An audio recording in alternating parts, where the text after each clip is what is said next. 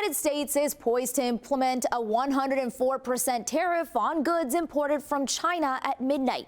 The White House press secretary told reporters today China was making a mistake by responding with steep tariffs after the U.S. hit the country with a 34% duty last week. Meanwhile, President Donald Trump met with his team in the morning and directed them to have tailor-made trade deals with each and every country that contacts his administration with an offer.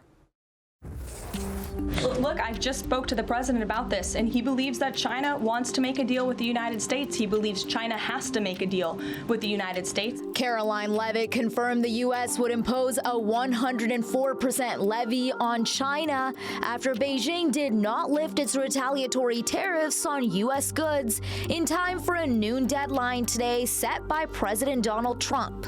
我想美方的所作所为 Earlier today, officials in China vowed to fight to the end if the United States insists on escalating the trade conflict.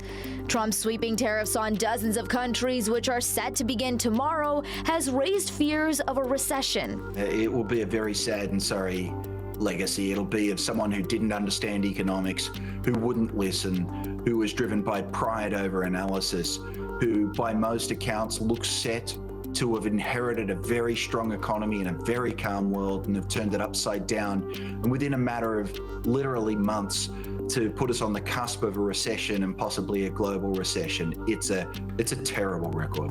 But the president remains defiant, his administration saying they've scheduled talks with Japan and South Korea, and the Italian prime minister is due to visit next week.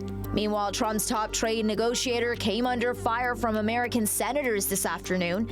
The U.S. Senate Finance Committee grilled Jameson Greer about Trump's so-called reciprocal tariffs, creating a market meltdown and increasing the risk of a recession. Have we seen one of the worst drops in the stock market in over 35 years? We've certainly seen volatility.